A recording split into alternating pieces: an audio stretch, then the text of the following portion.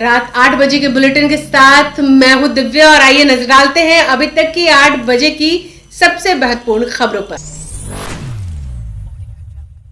नमस्कार, आप देख रहे हैं आंखें न्यूज 24 और मैं हूं दिव्या। सभापति अवधेश नारायण सिंह ने सीएम नीतीश कुमार का इस्तीफा स्वीकार किया। नीतीश कुमार ने बिहार का जितना विकास किया किसी ने नहीं किया, ये बातें अवधेश नारायण सिंह ने की। नीतीश कुमार से मेरा नजदीकी रिश्ता रहा, उन्हें हमेशा प्यार मिलता, उनके चेहरे पर तनिक भी शिकन नहीं था।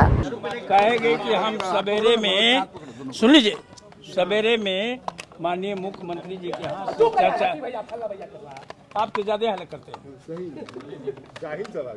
चुप कराने में ही हल्ला करते हैं आप। सुबह मैं शिष्टाचार मुलाकात में गया था माननीय मुख्यमंत्री जी के यहाँ, तो वहाँ पर उन्होंने हमसे ये किया और इस्तीफा दिया है। इस्तीफा दिया, कागज लेके आए, अब उसकी प्रक्रिया हो रही है, प्रक्रिया हो ही गई है और जाएगा, अब सीट खाली घोषित किया जाएगा। तो यही आज का डेवलपमेंट है और बड़ा ही अब हम लोग का क्योंकि बहुत दिनों से बड़ा ही अच्छा संबंध रहा है और इसको हम लोग निभाते आ रहे हैं। तो उनके जाने से तो सब पूरा बिहार दुखी है, सबको तकलीफ है कि भाई इतने बढ़िया मुख्यमंत्री, इतने विकासशील मुख्यमंत्री, इतने सबको लेकर के चलने वाले मुख्यमंत्री और हम लोग के बीच में से जा रहे हैं, केंद्र में जा रहे हैं। और तो ये, लेकिन हम लोग को ये टीस रहेगी, ये तकलीफ बराबर रहेगी कि ऐसे मुख्यमंत्री का साथ छोड़ रहा है, जा रहे हैं जिसने विकास किया और विकास की किरण ये बिहार देखा, बहुत आगे बढ़ा है। आज बिहार की गिनती विकसित राज्यों में होने लगी है, तो इसलिए हम लोग को तकलीफ है।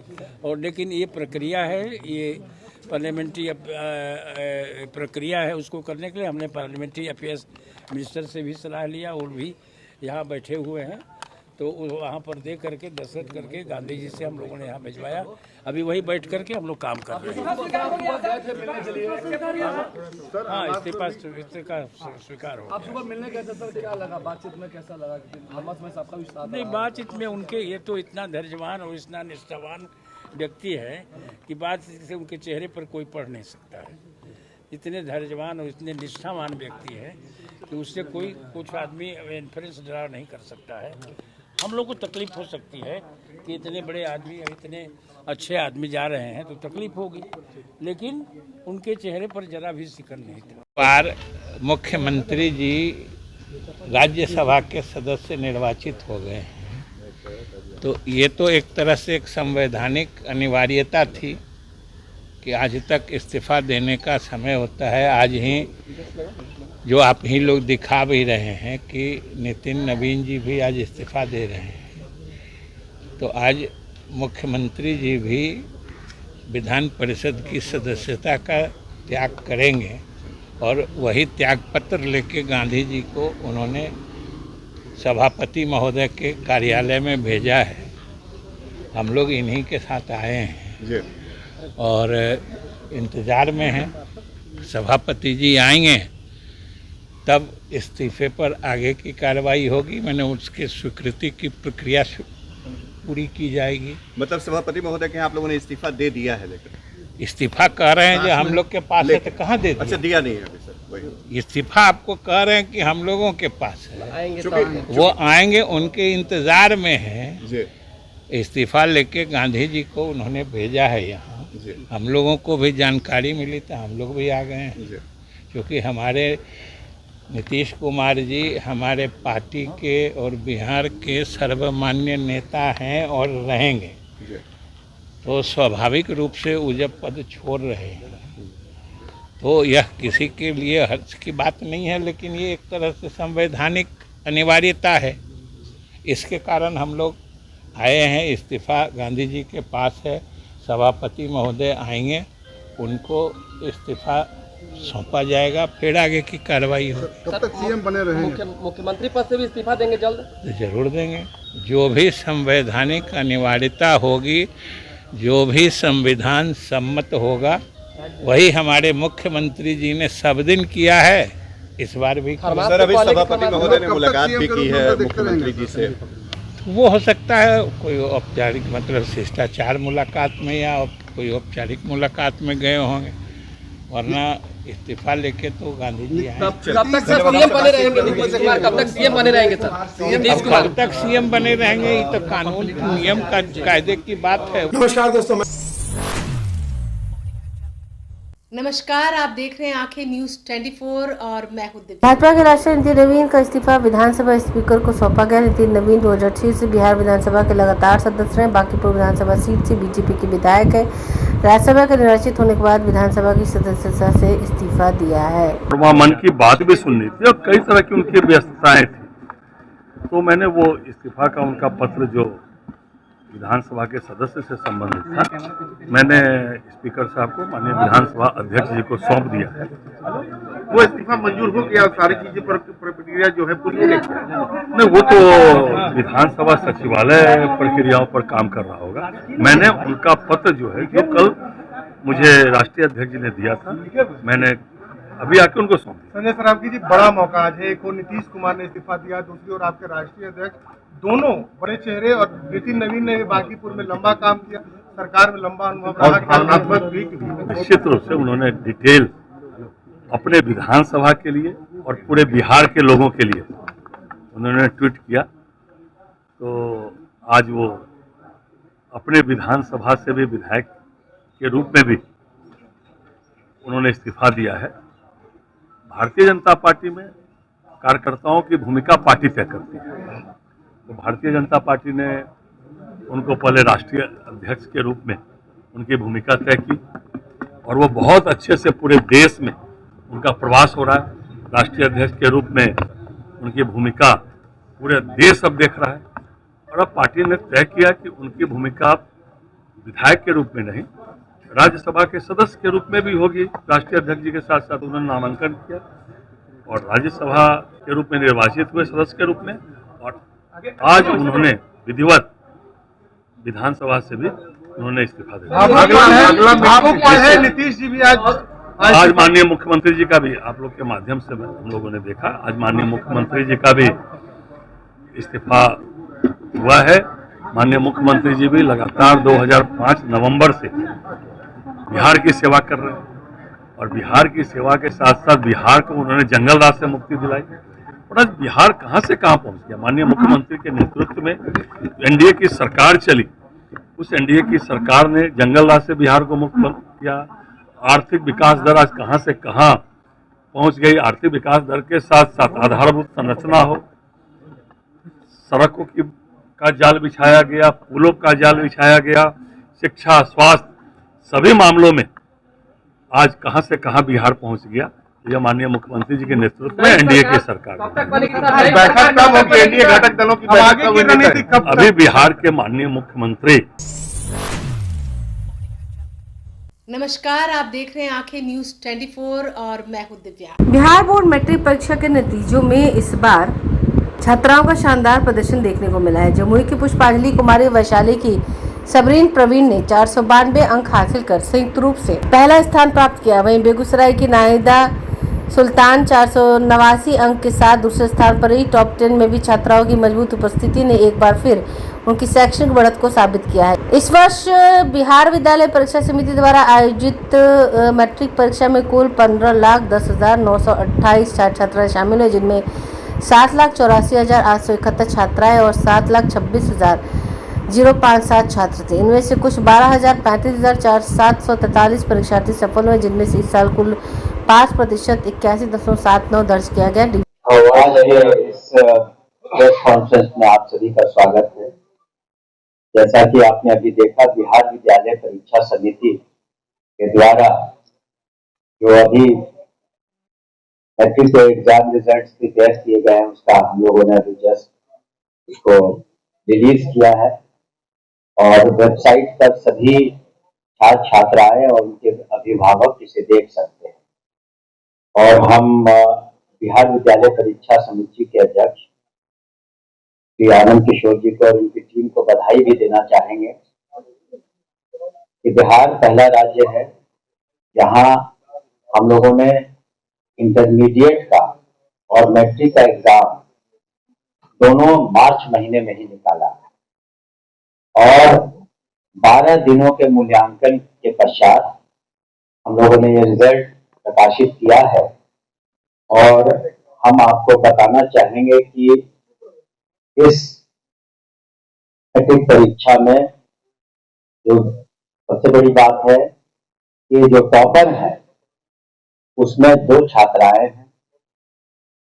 हिमतुल्ला आवासीय विद्यालय जमुई की पुष्पांजलि कुमारी एवं उच्च माध्यमिक विद्यालय चौराही वैशाली की सबरीन परवीन ने संयुक्त रूप से 492 अंक यानी कि 98.4% संयुक्त रूप से प्रथम स्थान प्राप्त किया है। उन्हें हम बधाई देते हैं और उनके अभिभावकों को भी हम बधाई देते हैं। और इस बार कुल मिलाकर के जो 15,10,928 छात्राओं ने मैट्रिक की परीक्षा दी और जिसमें से कुल 81.79% उत्तीर्ण हुए हैं। तो ये काफी अच्छा परसेंटेज है और 81.79% ये उत्तीर्ण हुए हैं। और साथ ही हम बताना चाहेंगे कि जो कुल उत्तीर्णों की संख्या है यानी 12,35,743 और कुल उत्तीर्ण छात्र है 6,01,390 और कुल उत्तीर्ण छात्राएं हैं 6,34,353 यानी कुल 81.79% है। और आपने देखा कि बिल्कुल इंटर की तरह यहाँ भी छात्राओं की संख्या ज्यादा है छात्रों से और ज्यादा छात्राओं ने परीक्षाएं पास की हैं। और ये रिजल्ट बहुत ही यहाँ की जो टेक्नोलॉजी इजाद की गई है, आपको बताना चाहेंगे कि 2023 में बिहार विद्यालय परीक्षा समिति जो है बोर्ड में सभी हिंदुस्तान के बोर्ड यहाँ आए थे जून के महीने में और यहाँ का जो बेस्ट प्रैक्टिस है जो टेक्नोलॉजी बेस्ड है इसका उन्होंने ठीक से अध्ययन किया और कुछ राज्यों ने विशेष करके राजस्थान गोवा इन लोगों ने भी इन प्रैक्टिसेस को उसको अपने यहाँ भी शुरू किया है। और कुछ वर्ष पहले बिहार विद्यालय परीक्षा समिति को प्राइम मिनिस्टर्स एक्सीलेंस अवार्ड भी मिला हुआ है। तो इसी कड़ी में हम लोग आगे बढ़ रहे हैं और हर समय रिजल्ट निकालने का ये फायदा है कि छात्र छात्राएं जहाँ भी अपना एडमिशन लेना चाहते हैं वो ले सकते हैं और बिल्कुल घबराने की जरूरत नहीं है उन छात्र छात्राओं को जिन्होंने अच्छा नहीं किया है, किसी कारणवश उत्तीर्ण नहीं हो पाए हैं। तो उनके लिए भी 1 अप्रैल और 7 अप्रैल के बीच में वो पुनः अपना एप्लीकेशन दे सकते हैं ताकि वो एग्जाम्स में दोबारा बैठ सकें। तो पुनः सभी छात्र छात्राओं को जिन्होंने फर्स्ट डिवीजन, सेकंड डिवीजन और तृतीय श्रेणी से जो पास किया है उन सभी को हमारी बधाइयाँ। विशेष करके जो छात्राएं हैं जिन्होंने टॉप किया है उनका नाम हमने आपने बताया, उनको और उनके विद्यालय के सभी शिक्षकों को, उनके अभिभावकों को बहुत बहुत बधाइयाँ। और पुनः हम ये भी कहना चाहेंगे सभी अभिभावकों से कि अगर उनके बच्चों ने किसी कारणवश बहुत अच्छा नहीं किया है तो उस पर किसी तरह का मानसिक दबाव देने की आवश्यकता नहीं है। किसी तरह का स्ट्रेस में उसको न लाएं ताकि कोई भी छात्र छात्राएं किसी भी एक्सट्रीम स्टेप न ले। इस पर भी ध्यान देने की आवश्यकता, उनको एनकरेज करें कि पुनः वो एग्जाम ले सके और सभी छात्र छात्राओं का भविष्य उज्ज्वल हो उसकी हम कामना करते हैं। और शिक्षा विभाग और बिहार विद्यालय परीक्षा समिति आगे भी इसी तरह से काम करता रहेगा ताकि ससमय और बिल्कुल ट्रांसपेरेंट तरीके से ससमय रिजल्ट निकले। छात्रों का नाम, छात्राओं का नाम एक बार हम बता देंगे, बाकी अभी बता देंगे। छात्राओं का हमने जो नाम बताया कि सिमरतल्ला आवासीय विद्यालय। समाचारों में वक्त हो चला एक छोटे से अंतराल का। पटना में कई वर्षों से शिक्षा में अहम योगदान दे रहा है Gyansthali high school Alamganj Patna city, जहां 10वीं और 12वीं की बोर्ड परीक्षाओं में 100% अंक प्राप्त कर रहे हैं बच्चे।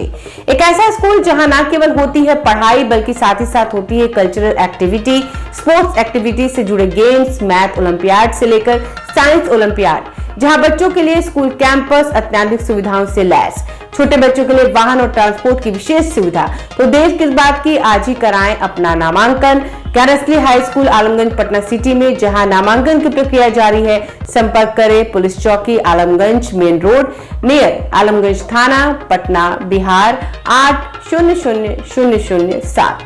ब्रेक के बाद आपका फिर से स्वागत है।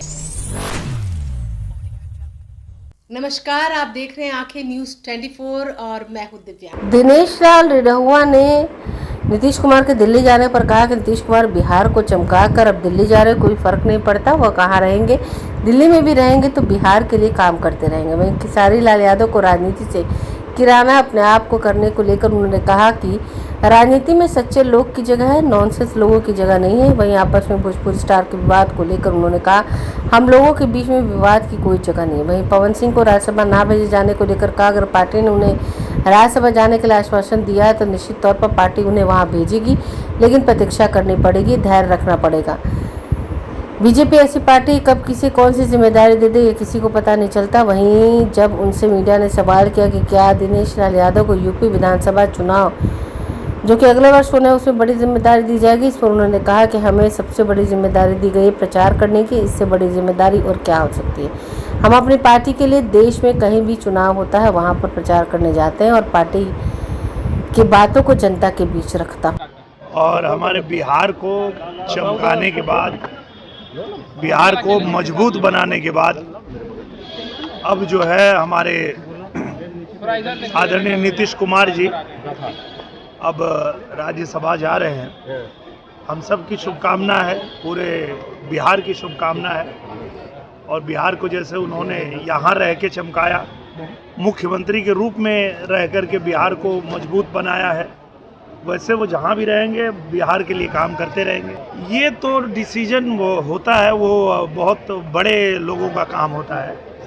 पार्टी के जो शीर्ष नेतृत्व हैं, चाहे वो नीतीश कुमार जी हैं, चाहे भारतीय जनता पार्टी के हैं, चाहे भारतीय जनता पार्टी के सहयोगी दल के जो लोग शीर्ष नेतृत्व हैं, वो लोग इस बारे में बता सकते हैं। खेसारी लाल यादव ने राजनीति छोड़ दी, उन्होंने कहा कि मैं राजनीति में नहीं रहूंगा, राजनीति मेरे लायक नहीं है, ईमानदार लोगों के लिए राजनीति नहीं है। नहीं, उसको थोड़ा करेक्ट करना चाहिए, ईमानदार लोगों के लिए है, नॉनसेंस लोगों के लिए नहीं है। अखिलेश यादव कहे, बताइए। अखिलेश यादव कहे एक कचौड़ी एक समोसा गैस पे हमको नहीं भरोसा, क्या कहेंगे? मुझे लगता है कि ऐसी बातें करके ये लोग अपनी नीयत बताते हैं। इनकी नीयत क्या है? जब दुनिया में एक ऐसा संकट आया है, जब दो देश आपस में लड़ रहे हैं, कई देश आपस में लड़ रहे हैं, और ऐसे में जब किसी भी देश को अपने लोगों को एक साथ रखना चाहिए, वैसे समय में अगर इस तरह का बयान दे रहे हैं और समाज में जो है भय फैलाने का काम कर रहे हैं, दुर्व्यवस्था फैलाने का काम कर रहे हैं, तो इससे पता चलता है कि इनको देश की कितनी चिंता है और ये किस स्तर के नेता हैं। जब आप किसी निजी चैनल पर इंटरव्यू दे रहे थे, उस दौरान आपने कहा कि मैंने अपनी पत्नी से ये कह रखा है कि मुझे कभी तुमसे प्यार नहीं हो पाया। इस पर खेसारी लाल यादव का कहना है कि देखिए ऐसे ही लोग हैं जो अपनी पत्नी को ही प्यार नहीं करते हैं, और एक हम हैं जो अपनी पत्नी से प्यार करते हैं। ये लोग 2 लोग 3 वाइफ रखने वाले लोग हैं। अब इस पर मैं ज़्यादा कुछ नहीं कहना चाहूँगा, मैं सिर्फ इतना ही कहूँगा कि जब हम लोग कोई बात करते हैं तो उस संदर्भ को हटा करके अगर उसे अलग दृष्टि से देखा जाएगा तो वो गलत ही दिखेगा। बात इस विषय में हो रही थी, किसी ने पूछा कि आप अपने बच्चों को क्या बनाना चाहते हैं, तो हमने कहा कि बच्चों को पूरी छूट देते हैं कि आप क्या बनना चाहते हो, क्या पढ़ना चाहते हो, क्या खाना चाहते हो, कहाँ शादी करना चाहते हो। एक जनरेशन हमारा था जब ऐसा नहीं होता था, पर आज के जनरेशन को पूरी तरह छूट मिलनी चाहिए, इस विषय पे बात हो रही थी, उसको गलत तरीके से पेश कर दिया गया। भोजपुरी में अक्सर विवाद देखने को मिलता है, कभी आपके बीच और खेसारी के बीच विवाद देखा गया, पवन सिंह को लेकर के भी कई बार विवाद। कोई विवाद नहीं है, मैं तो कह रहा हूँ कोई विवाद नहीं है, विवाद के लिए कोई जगह ही नहीं है, क्योंकि हम सब भाई हैं, एक ही परिवार हैं, चाहे हमारा बिहार हो चाहे उत्तर प्रदेश हो, हम सब लोग कलाकार हों या किसी क्षेत्र में काम करने वाले लोग हों, हम एक ही चीज़ चाहते हैं कि हमारे लोग सुखी रहें, हमारे लोग आगे बढ़ें, उनकी आवाज़ जहाँ भी बुलंद करना हो हम बुलंद करें, और अपने अपने बुद्धि विवेक के अनुसार सब लोग करते हैं, तो विवाद का तो कोई जगह ही नहीं है। किस बात का विवाद है? पवन सिंह राज्यसभा ले जा सके, जबकि बीजेपी ने उनको कहा था कि इस बार राज्यसभा उनको दिया जाएगा। समय आएगा तो जरूर जाएंगे। और देखिए, भारतीय जनता पार्टी जो है वो ऐसी पार्टी है कि भारतीय जनता पार्टी में कब किसको किस जिम्मेदारी पे रख दिया जाएगा ये कोई नहीं कह सकता है, तो धैर्य रखना चाहिए। और मुझे लगता है कि अगर पार्टी ने कहा है तो निश्चित रूप से उनको जरूर कुछ न कुछ जिम्मेदारी मिलेगी। यूपी में अगले वर्ष चुनाव है, क्या दिनेश लाल यादव को भी कोई बड़ी जिम्मेदारी बीजेपी देने जा रही है क्या? मुझे तो बहुत बड़ी जिम्मेदारी है, और वो जिम्मेदारी है प्रचार की। मैं प्रचार करता हूं अपने पार्टी के लिए, चाहे बिहार में चुनाव हो, चाहे उत्तर प्रदेश में हो, चाहे बंगाल में हो, चाहे दिल्ली में हो, चाहे महाराष्ट्र में हो, तो देश के किसी भी कोने में चुनाव हो, वहाँ प्रचार करने की जिम्मेदारी, इससे बड़ी जिम्मेदारी और क्या हो। पवन सिंह जाएंगे बंगाल चुनाव में प्रचार करने के लिए? 100% जाएंगे, क्यों नहीं जाएंगे। लेकिन हम सब कार्यकर्ता हैं, भारतीय जनता पार्टी के कार्यकर्ता हैं, और हम लोग, चाहे मैं हूँ, चाहे पवन सिंह है, चाहे मनोज तिवारी जी हैं, चाहे रवि किशन जी हैं, हम किसी पद प्रतिष्ठा के लिए पार्टी में नहीं है। ऐसा नहीं है कि हमको कोई पद मिलेगा तो हम काम करेंगे, प्रतिष्ठा मिलेगी तो काम करेंगे, ऐसा नहीं है। हम लोग अपने स्वेच्छा से कलाकार रहते हुए, अपनी फिल्मों में काम करते हुए, अपना परिवार चलाते हुए, ये हमारी इच्छा है कि हम अपने पार्टी का भी प्रचार करें, जिस पार्टी की विचारधारा हमको समझ में आती है। नमस्कार, आप देख रहे हैं आंखें न्यूज 24 और मैं हूं दिव्या। तेजस्वी यादव ने कहा है कि कोई भी दूसरे सदन में चुना जाता है तो एक सदन से इस्तीफा देता है। नीतीश जी को ठगा गया है, आज इसी को लेकर उन्होंने इस्तीफा दिया है। नीतीश को निर्णय दबाव में दिलवाया गया है। बीजेपी ने बिहार की जनता को भी ठगा है। हम शुरू से कहते थे जब भी भाजपा की सरकार आएगी उन्हें मुख्यमंत्री पद पर रहने नहीं देगी, और आज वही हुआ। चुनाव में जनतंत्र और मनीषतंत्र का उपयोग किया गया है। तेजस्वी यादव ने मंत्री अशोक चौधरी को भी घेरा और कहा नीतीश के इस्तीफे पर कई मंत्री विधायक रो रहे हैं। इस पर तेजस्वी ने कहा कौन रो रहा है, क्या कर रहा है वो नहीं जानते। आजकल जो लोग केवल कैमरा देखकर ड्रामा करते हैं, अब सब कुछ तो कर ही लिया है, कुछ बचा नहीं है। आजकल तो कुछ लोग पढ़ने का भी काम कर रहे हैं। देखिए, ये तो दूसरे सदन में कोई भी अगर चुना जाता है तो एक सदन से जो है इस्तीफा दिया जाता है, या फिर फॉर्मेलिटी में उन्होंने दिया है। लेकिन बात वो नहीं है, बात ये है कि बिना मर्जी से ये निर्णय जो है दबाव में लिया गया है।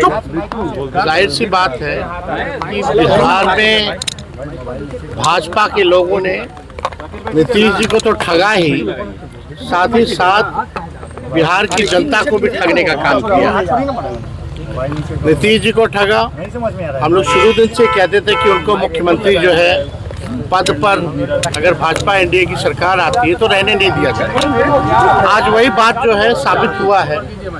दूसरी बात ये भी साबित हुआ कि चुनाव में जो इन लोगों ने धन तंत्र और मशीन तंत्र लगाया था, और माताओं बहनों से ये कहा गया था कि 2 लाख रुपए मिलेंगे, चुनाव के समय 10,000 रुपया दिया गया और बाकी बुला गया चुनाव के बाद 1,90,000 रुपया दिया जाएगा। अब कब मिलेगा ये पता नहीं। बिहार की महिला मतदाताओं को भी इन लोगों ने ठगा, और यही नहीं बल्कि जो 125 यूनिट फ्री बिजली की जहाँ तक बात थी, जो हम लोगों ने कहा था कि हमारी सरकार आएगी तो 200 यूनिट फ्री बिजली देंगे। तो आज समझे बिहार में पहले से ही, चुनाव से पहले से ही देश भर में सबसे महंगा बिजली मिलता है। अब जो है बिजली के दरों जो है और जो है बढ़ाई गई है। यानी ये केवल और केवल ठगों की सरकार है। बिहार की जनता को ठगा, नीतीश जी को ठगा। चुप। तो जो अपनों को इन लोग ठग सकते हैं तो समझ सकते हैं कि बिहार की क्या स्थिति होने वाली है। गैस हो, डीजल हो, पेट्रोल हो, महंगाई जो है चरम सीमा पर अभी पहुंची। और अभी आप देखिएगा, जैसे आपका बंगाल का चुनाव, केरल का चुनाव समाप्त होगा, वैसे पुनः आपका पेट्रोल डीजल की कीमतों में बेतहाशा वृद्धि होगी। तो ये लोग केवल ठग लोग हैं, ठगने का काम कर रहे हैं। बिहार में लॉ एंड ऑर्डर की स्थिति बनी हुई है, सब लोग देख रहे हैं। कोई ऐसा दिन नहीं जहाँ गोलियां ना चल रही हो, लोग मारे ना जा रहे हो, लोगों को कोई इंसाफ नहीं मिल रहा। लेकिन भाजपा केवल लगी है हर जगह जो है कब्जा करने के लिए सरकार बना रही है। मुख्यमंत्री कौन होगा, इस सवाल पर कोई कुछ नहीं कह रहा है कि कब इस्तीफा देंगे मुख्यमंत्री पद से। उसको लेकर इतना सस्पेंस क्यों बनाया हुआ है? देखिए, इस पे तो हम कुछ कह नहीं सकते हैं, कौन तारीख को देंगे, कौन से समय में देंगे। लेकिन एक बात तो तय हो गया कि नीतीश कुमार जी को बीजेपी ने ठगा है, और ये भी बात तय हो गया, स्पष्ट हो गया कि नीतीश कुमार जी अब बिहार के मुख्यमंत्री नहीं रहेंगे। विधायक और मंत्री ये साथ अब देखिए, कौन लोग रो रहे हैं, नहीं रो रहे हैं। आजकल लोग जो है केवल कैमरा देख करके लोग ड्रामा करते हैं। ऐसे लोगों को एक्टिंग मुबारक हो। अब कुछ लोगों को बचा नहीं, सब कुछ तो कर ही लिया है।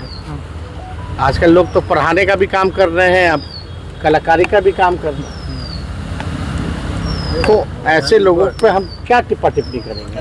लेकिन बिहार के जो उज्ज्वलंत मुद्दे हैं उसका निष्पादन नहीं किया जा रहा। ओला वृद्धि, जो ओला जो गिरा था, जिससे किसान के खेत फसल को जो है नुकसान हुआ था, क्या हो रहा है उसका? कोई फायदा दिया गया कि नहीं दिया गया? कोई किसान, मजदूर, गरीब, बेरोजगार, शिक्षा, चिकित्सा के बारे में, कोई पढ़ाई दवाई के बारे में बात ही नहीं कर रहा। कौन आएगा, कौन जाएगा, कौन आएगा? 2012 के बाद से कोई स्टेबल गवर्नमेंट बिहार में नहीं है। जब तक स्टेबिलिटी नहीं रहेगी, स्थिरता नहीं रहेगी सरकारों में, तब तक कहाँ से काम हो पाएगा बिहार का, कहाँ से डेवलपमेंट? अगर आपने अभी तक हमारे चैनल को सब्सक्राइब नहीं किया है तो हमारे चैनल को जल्द से जल्द सब्सक्राइब करें, लाइक करें और शेयर करें। और ताज़ा तरीन खबरों के लिए लगातार जुड़े रहे आंखें न्यूज़ 24 के साथ।